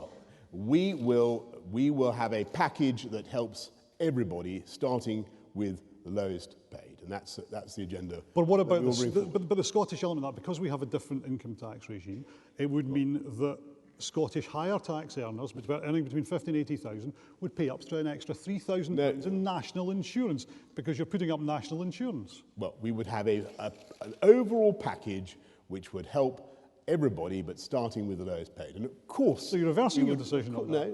No, I think it entirely appropriate. But I'm curious that this has occasioned so much comment and dissent. But I think if it's putting up people's national insurance, it's why. Most people.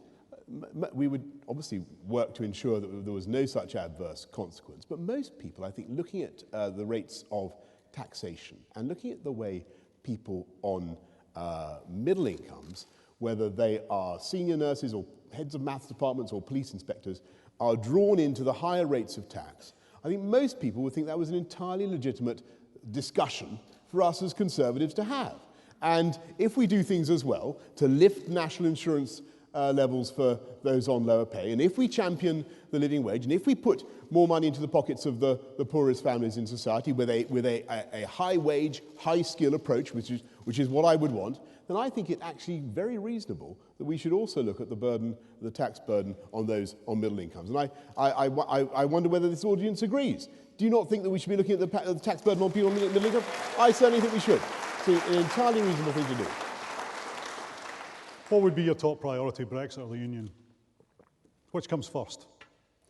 My first priority is obviously the Union. And that would have been, I hope, obvious. Would you say the same if someone in England asked you that? And I tell you what, I think actually a great Brexit and a successful pragmatic Brexit can be a good thing, a wonderful thing to entrench and intensify the Union. I'll tell you why, Colin. I'll tell you why. The way to do it is you come out of the whole UK comes out from the EU, and what does the SNP, the would-be destroyers of the Union, say then? Are they going to want to join the euro? Then are they going to say they want an independent Scotland to submit to the full panoply of EU law, including Schengen? Are they really going to campaign Scotland having just regained control of its fantastic fisheries? Are they going to campaign? Is the SME going to say, OK, we've got a brilliant idea, we're going to hand back control of Scottish fishing to Brussels? Are you saying that, I have to say, I don't think,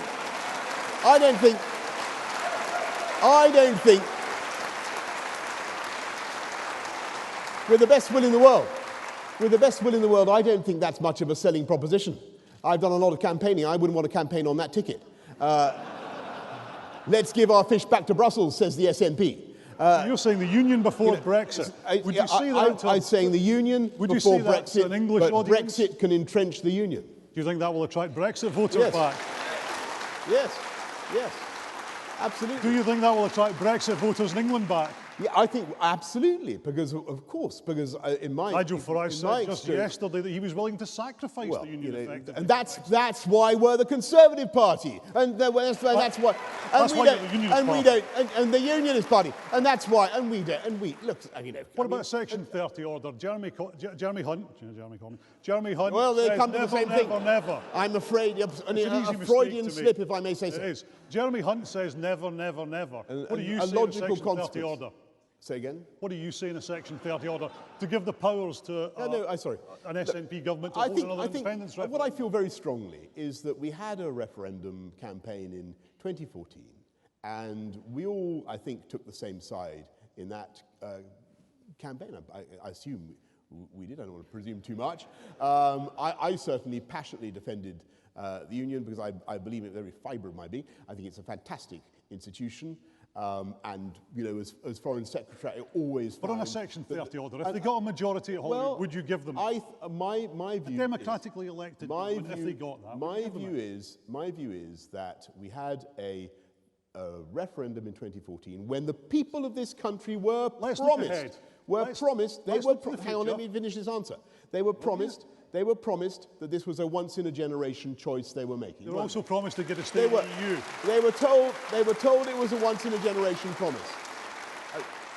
I don't think there is any case for breaking that promise. Do you? Well, what about if there's a democratically elected majority for it? I think there is. But what if there's a democratically elected majority for it? We made a promise to the people of Scotland. So you would ignore the democratic majority then? Well, I think there was a democratic vote by the people of Scotland, which was pretty conclusive, and I think it would be a great pity to.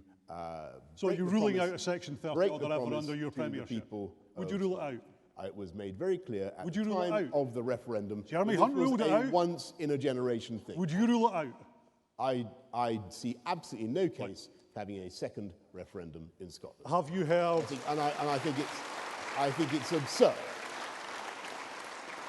You don't have, very briefly, you don't have the support of Ruth Davidson, you don't have the support of the majority of Scottish Conservative MSPs.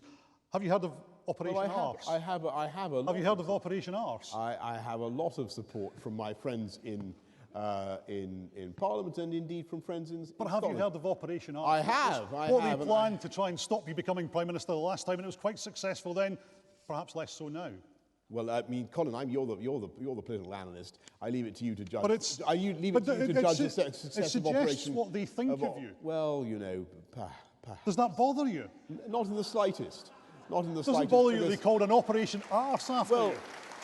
I think that what I'm fortified by the knowledge that I have not only the support of some great Scottish colleagues who are here tonight, and I thank them very much at Westminster, but also it is a relevant consideration, my friends, that I have the support of more than half the parliamentary party, and it is growing the whole time at Westminster.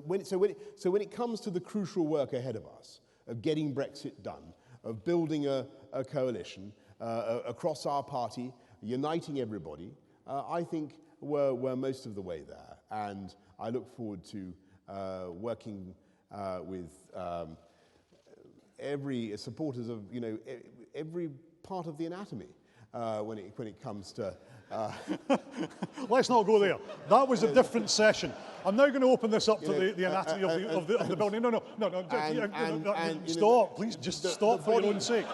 I'm going to try and let me tell you, the body politic will come together to get this thing done. That's what we will do. And the hip bones. Let's hear from some of the party members who are going to be voting in this election. First from Ken Lumsden. Where are you, Ken? If you make your way to the microphone at the back. Then from William Neal and from Chris Campbell Burkett. If you can make your way to microphones, I'll get to you eventually. Ken Lumsden, first of all, please. Aye. While you and Jeremy may be able to unite the Conservative Party, how would you go about uniting the UK and, more pertinently, ensuring Scotland stays in the UK? Well, thank you very much. But I think the first thing is to recognise that if we want to avoid a second Indie Ref 2, then we should have absolutely no truck with those who propose EU Ref 2. Because how can you oppose a second referendum in Scotland when, as some other candidates, I won't mention them by name, have actually suggested that there might be a case for a second referendum on the EU. You can't go down there. The second thing you've got to do, obviously, is entrench and strengthen the union. And one thing I feel very strongly is that we don't often celebrate enough those things that are achieved in Scotland, or indeed the other nations of the awesome foursome, that are the result of the UK.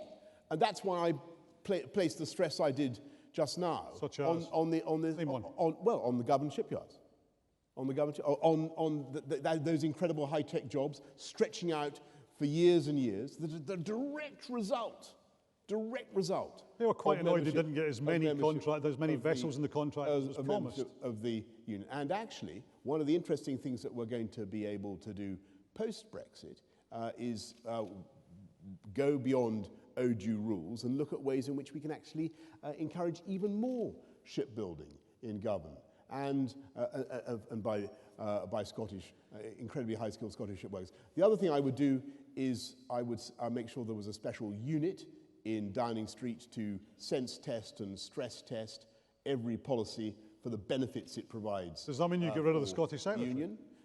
No. Isn't that kind of their job? No, there he is, in the front row. He's a good friend of mine. And would he continue to be if you were Prime Minister? There is no ejector seat under his chair. He will continue to... Would you keep him? Well, I'm not going to make any... It would be invidious to comment about any future cabinet. We can't ask you. Would you keep him? He's sitting there. You can ask whatever You'd love to know. You can ask whatever you like, but I think that any kind of commentary about the composition of my cabinet would come under the general heading of measuring up the curtains, and it would be seen as presumptuous, and I'm not going to do that. Final thing I'll mention about strengthening the union, although there are many things I think we should do. I think we should be running a couple more things. I think we should be running a proper advertising campaign about the incredible achievements of the union. You know, let's face it, since 2014, one side of the argument, the defeated side of the argument, defeated by a mile, have kept up their chorus of complaint and kept up insisting that the union should be broken up. And actually, we've slightly let the argument go by default, and we haven't fought back, and I think we should. We who believe in the union should do something to champion it, and we should use the government. The government spends £500 million on advertising. So £500 million on advertising. Let's use some. There's a very good campaign called the Great Campaign. Right. Let's use some of that to champion the union. Last point. Sorry about giving a long answer. It was a very good question. Last thing that we should do, I propose that if I'm successful in this election, I will not only be Prime Minister and First Lord of the Treasury, but also Minister for the Union, because I do think that it should be the responsibility of the Prime Minister to uphold the single most important and successful political institution, political union that I've seen in history. So I will do that as well. How did you feel when you saw that poll that suggested that 63% of your membership who were polled were willing to sacrifice the union for Brexit? Well, you know... Ruth Davidson said they had to have a long, hard look at themselves. Did you answer it? I'm a big fan of Ruth Davidson, and I admire very much what she's done here in Scotland. All I can say is that I think most conservatives that I've spoken to are passionate believers in and defenders of the union. And I'll tell you why. I'll tell you why it matters so much. Because if you go around the world and you talk to people who love and admire this country, and they do, by the way, far more than we give credit for at the moment. If you talk to people who admire the UK, it's not because they particularly love England or Northern Ireland or Wales or even Scotland. It's because of the whole and because of the British values that we collectively incarnate and because of the red, white and blue flag that flies over our brand. That's what they recognise and respect, and everything that goes with the concept of the UK. Does anyone still respect the UK after Brexit, after the vote, after the way you've handled it since? By the way, they do. They do. Actually, interestingly, the further you get from London, the more recognition and respect there is for the desire of a country to govern itself, and the more you find... Are you making the SNP's argument there? No. Sounded like it. I think that this is our country. This is the UK, and I think that people around the world admire the UK, and what they want to see is the UK standing up for itself. And I think actually over the last 3 years they've been a bit baffled by the note of defeatism that has crept in to our politics. And what they want to hear, and I've heard it time and again. I've heard it in the Gulf, I've heard it in Africa, I've heard it in India, I've heard it. They say, you're the UK. You can do this. They believe in us. We should believe in ourselves as well. And now's the time. Okay. Absolutely true. William Neal. Are you William? And then Chris Campbell-Burkett. Where is Chris? Chris, if you can make your way to the microphone at the back, please. William. Boris. welcome to Scotland. Thank you, sir. Regarding Brexit, when do you actually think we will leave? Please don't say the 31st of October. Well, you give me no option. Excuse me, let me finish. Let him finish. You interrupt me, Lionel. Don't interrupt him. I'm sure most of us in here are wanting to leave. The key thing is we've been trying for nearly 3 years to achieve this. What makes you think that you can do it in 3 months, and goodwill and things like that and bluster won't achieve it? We all want to leave, but 3 months is not feasible. Do you think he can do it? I don't think anyone can do it in 3 months, even with the best of intentions. I just really want to know, when do you really think we can leave? Let's set a plan forward so that we can actually take the steps. We can't take those steps in 3 months, I don't believe. But let's tell everybody the truth. He doesn't believe we want to leave. It's Okay. not that I don't believe. Sorry, it's not that I don't believe Boris. I'm sure Boris is full of good intentions. I just think it's not feasible. Right. We've been trying for 3 years. We can't do it in 3 months. Okay, well, perhaps thank you so much for your question. I think actually the problem has been really that the UK has devised its own incarceration with this withdrawal agreement that is deeply, deeply inadequate and would leave us imprisoned both in the customs union and in the magnetic pull of EU law, even though we were outside the EU. And that's been the basic problem. And I think the UK has not really tried to leave, is I'm afraid the awful truth. We haven't really tried to get out in the way that the people mandated us to do. And I think the difference between now and here in early July and March the 29th is that politics has totally changed. And people in the House of Commons can see that MPs on both sides, both main parties, can see that unless they get this thing done, unless they deliver on the will of the people, we face electoral extinction. And that is the reality. And that is what has changed. And so, you know, the obstacle to leaving is not some practical problem to do with preparedness to get out of the EU. We were actually ready on March the 29th. It was just, of course, that the House of Commons opposed. And you opposed. Actually, I voted for the deal, if you remember. And Mrs. May couldn't get her deal through. And that has, I think, now fundamentally changed. People understand that unless we get this thing done, both the Labour Party is on 18 points in the polls. You know, they're not doing much better than us, quite frankly. I know it's superhuman incompetence by Corbyn.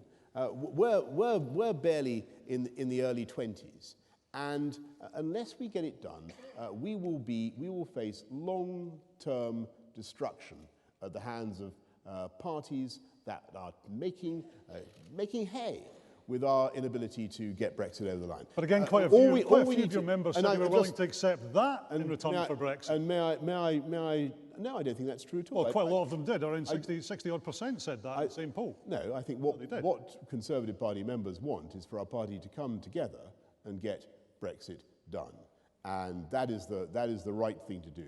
And it will be a huge relief to politics in this country when we do it. And I just on your point, where we are technically, as I'm sure everybody really understands, is that the EU has granted us an extension until October the 31st, by when we must leave by law, unless the UK asks for a further extension. So the momentum is with exit. We are going to leave on October. The only thing that could stop us would be if Parliament decided by some means or other to insist on the government because there's no majority for no deal there, extension. And I think, and I'd get back to my central point, I think that actually when it comes down to it, MPs will seize their responsibilities with great maturity. They triggered Article 50. They all accepted that we were going to come out, and I think we will get it done. And it will be a great success, and we will move on.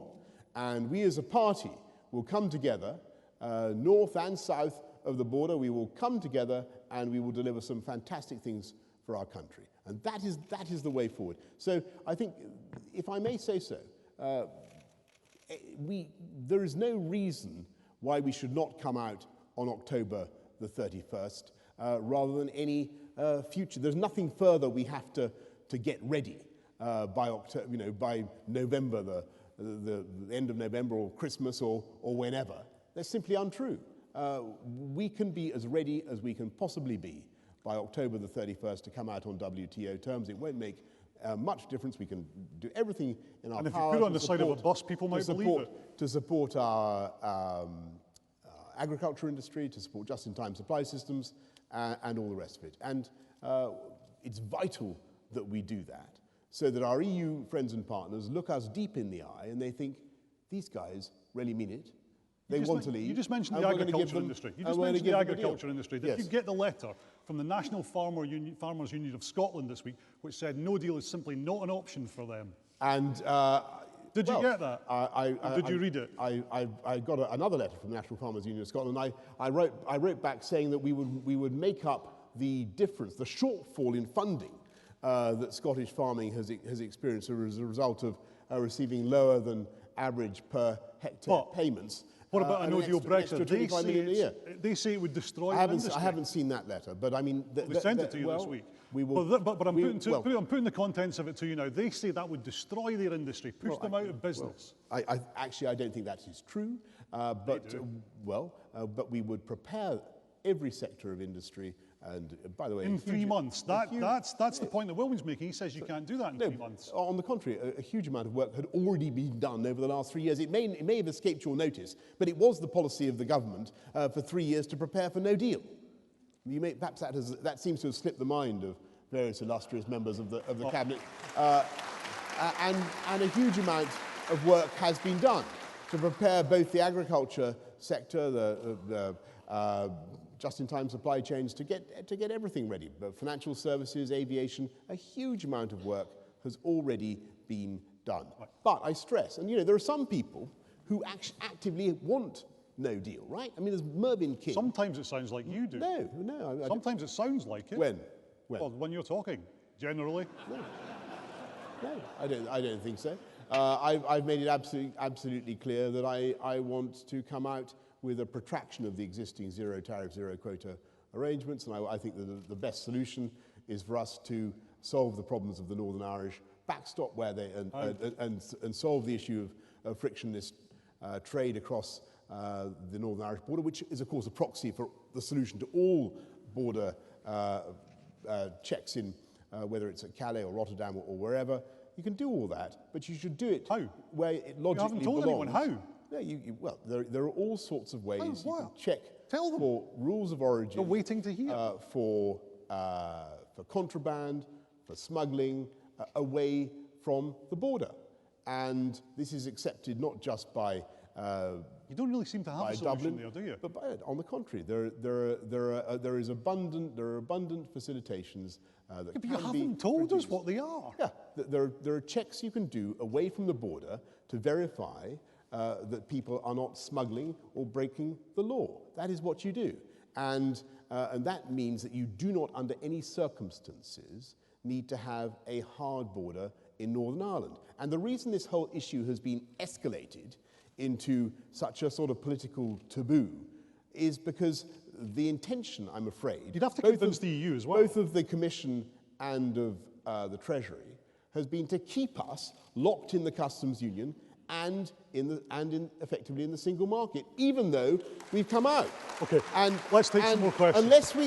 Unless we're willing to come out on October the 31st, we will not be able to begin the work of doing free trade deals, of setting a new immigration policy, and of solving the problems of...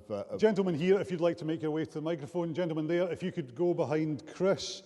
Anybody else? Lady at the front, yeah, if you'd like to make your way across there.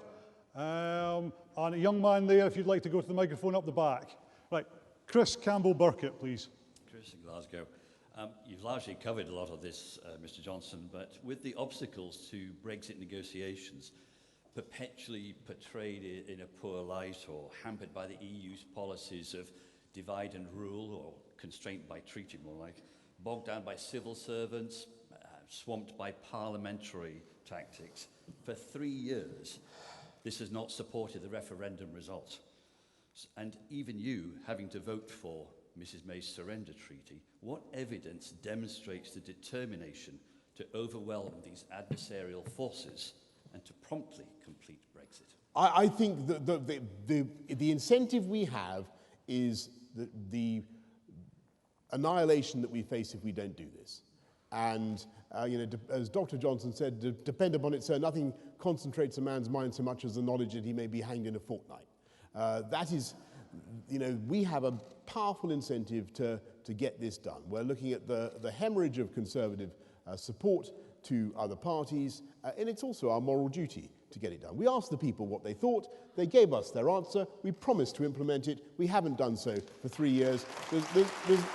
It's a basic point of democracy. And let me tell you something. All those who say that it's impossible to survive no deal, all those who raise all these bureaucratic and technical obstacles, do you know what? I think they are really, in many cases, perhaps not all, but in many cases, their real agenda is to keep us in the EU. You seem more concerned about the annihilation of the Conservative Party than what the farmers' unions say would be the annihilation of their industry with a no deal. You seem to be getting your priorities wrong for somebody who wants to be Prime Minister. No, I've made it very clear that we will have abundant protection for... But are you putting party before country here?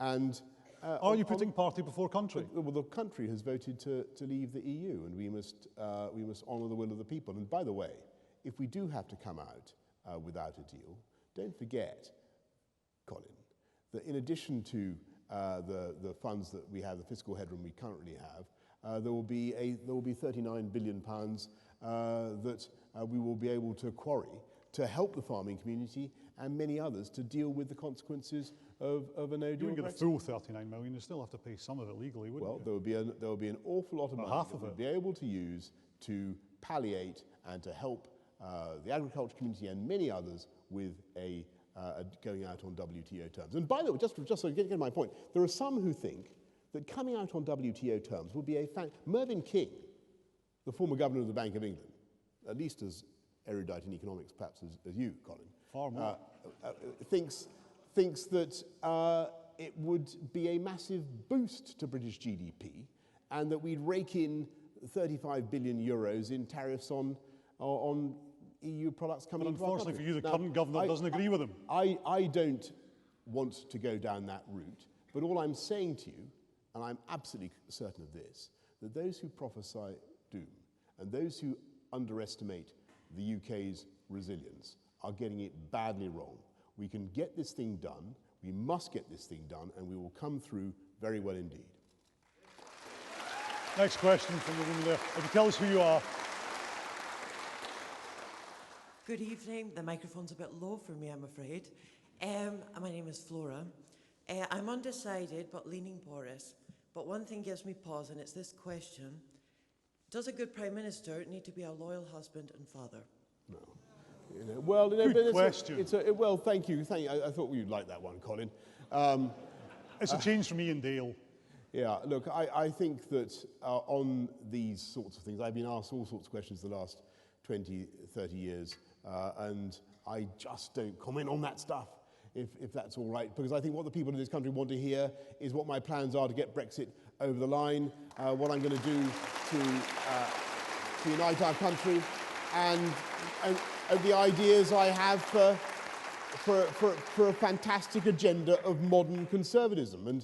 And I really think we should, if I may respect, that's what we need to focus on. Our party is too down in the dumps, too gloomy at the moment. We have a fabulous... Corbyn is possibly the weakest opponent still that I've seen in my lifetime. And how we managed not to hit the ball back of the net last time, I've no idea. But he is, he's a guy who would put up taxes on just about everything, on inheritance, on pensions, on income to 50%, he'd have the highest corporation tax in Europe, he'd tax gardens, as I've just... Let's ask Flora if that helps her at all. Well, I don't know where I asked about Corbyn's tax policy there. Well, if you choose not to comment on it, then you're just going to have to let us doubtful voters come to our own conclusion, and it may not be a favourable one, I'm afraid. Then I'm going to have to live with that, because all I can say... all I can say is that I think actually I think actually what people want to hear is my agenda for getting out of the EU, bringing our party, but they also want to know if they can trust you. Flora wants to know if she can trust Flora, you. okay, well, Flora, let me put it this way. As an individual, let me put it this going to lead the country. Let me put it this way. When you look at what I've done in politics and what I promised to do to any electorate that has hired me, I have always exceeded expectations. And when I was Mayor of London, we outbuilt Ken Livingstone in terms of affordable housing. They said we could never do 100,000 homes. We did. We cut crime by about 20%. We cut the murder rate by 50%, far more than people thought was possible. There were about 4 or 5 years, Flora, when we were running fewer than 100 murders in London, because we got out there and we backed the police and we gave them the political cover to do what was necessary. No, I'm going to talk about, no, this goes to character, and this goes to whether you stick by what you promise. And if you look at what we did with, I said I would stop people's delays on the tube, and it was incredibly difficult, but we did. We actually cut delays by 30% on the London Underground. We did a huge range of things. I promised I would deliver a fantastic Olympics, and I think by common consent we did. As I say, well, you're not going to answer Flora's direct question. Flora has asked. Well, you're not going to ask Flora's direct question Flora about your own character. Flora has and it's asked. a question that people across the country have asked about your character. I know, and I'm giving you. And you're not going to answer it. I'm giving you my answer, which is if you. I'm giving you my answer. I'm giving you my answer, which is that if you want. Flora your answer. If you want to look at, well, you keep interrupting me. You never get to the end. Well, if you look at what I say I'm going to deliver and what I deliver, I say I will do X, and normally speaking, we deliver X plus 10 or 20 or possibly more. I'll give you one final. Well, let's take more questions from the membership. Let's take the question from the gentleman at the back. Hi Boris, my name's Ryan and I would be considered a young Conservative. I'm 18, joined the party last November, and I come from the constituents Rutherglen and Hamilton West, which is controlled by Labour in Westminster and SNP in Holyrood. So my question to you would be, what is your plan to make the Conservative Party more appealing to young people? Thank you. And I think that's a crucial question. And well, first of all, you need high-wage, high-skilled jobs. And it was fantastic, as I say, to see the jobs that are being created in government this afternoon. But you also need to give young people the hope that they can have a share of their home, or the value of their home, and or buy their own home. And at the moment, there are too few young people who think that they've got that chance, because they have massive student debts, and we need to think about that. I think the interest rate that's currently being charged is excessive, and it should be brought down. And we need to be getting young people to understand what I mean by the moral case for conservatism, which is that it is if you have a stake in our society through home ownership, you will, I think, be more likely to be happy, to be prosperous, and to have what you want in life. And that is something that I think too many young people now feel excluded from by the way the property market works. And we need to be building more good quality homes that are actually affordable for young people. And you can do it, and you can do it without destroying greenfield sites. And I've done, as I say, hundreds of thousands in London by improving transport infrastructure. The critical thing to unlocking brownfield sites is good transport infrastructure. And when I was mayor, we did many tens of thousands of homes by extending the tube, by improving transport. Go on. Okay, right. The other thing is the environment. I've got another two questions here. If Sandra Skinner can get to a microphone. Gentleman here first. Right. Good evening. Tell us who you are. Lockie Spiaman. Boris, while you may have charisma in spades, my question is, can we trust you to lead this country when you have so many times have stories of you being untrustworthy in both private and public life? Well, it's not like groaning at your own party members. No. Groan at me, but don't groan at them. Groan at me. Look, I want to go back to the answer I gave before. If you look at, there is no. I'll give a reason why I think these arguments are made, and that is because I think that many sections of the media and of the UK establishment were very surprised by the result of the Brexit referendum. And for one reason or another, I was identified as one of the leaders of that campaign. And a huge effort was made during the course of that referendum campaign to play the man, not the ball. And that was how it was decided the government would, and others. Is there any more in the Sunday papers this week?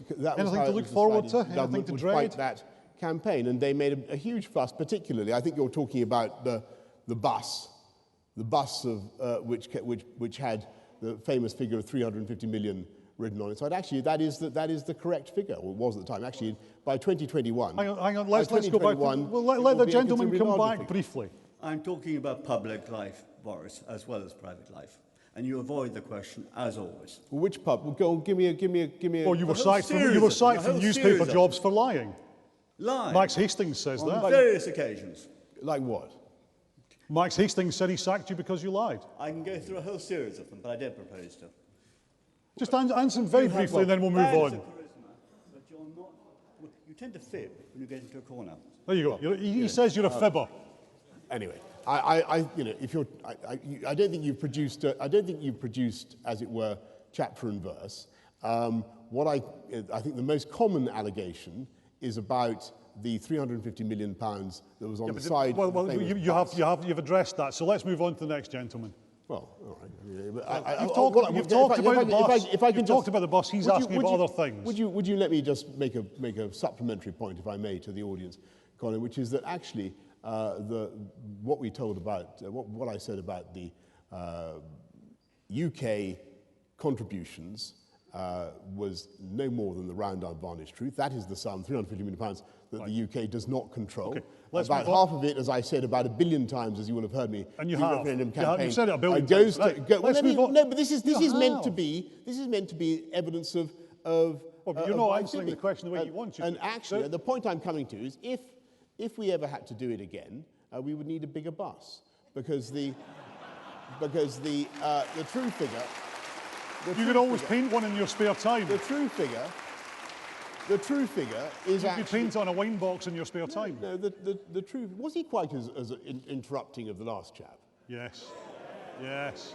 Was he? I'm trying to move on to the gentleman over there, because we're very nearly out of time, and I'd quite like to get him in. The true figure is going to be nearer to 420 million. Can we get the last gentleman in? Can you hear me all right? Yes, please carry on.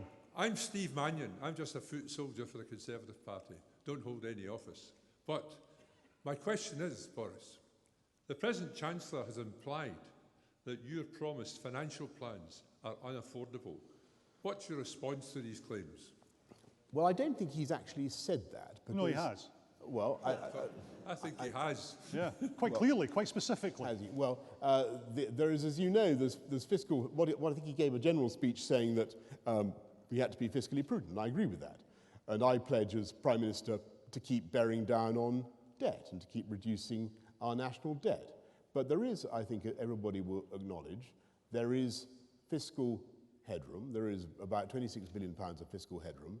And it is, I think, right at this time to start making some crucial investments for our country and our society. And I would single out education. I've mentioned the police. I've talked about full fibre broadband for the whole country. And is that not a good thing to do? I think we should. And I don't think even my good friend the Chancellor, well, I think he does oppose it, but he's wrong. We should be accelerating the full fibre rollout. We could speed it up by at least 8 years, and it would be a great thing for our country. And the cash is there. It can be spent without doing damage to our finances, and we should get on and do it. Inevitably, you've gone over time. Well, so we're going to have to stop there. Thank you very much. Because they've got to get back and see the highlights of the tennis and see how Andy Murray did in the doubles. We've only had singles here tonight, but if you'd like to thank both your candidates. Thank you very much. One of them is still here. Thank you very much. Thank you. Thank you very much. Thank you very much. Thank you. Thank you. Thank you, everybody. Thank you. Thank you. Thank you. Thank you. Bye-bye. Thank you.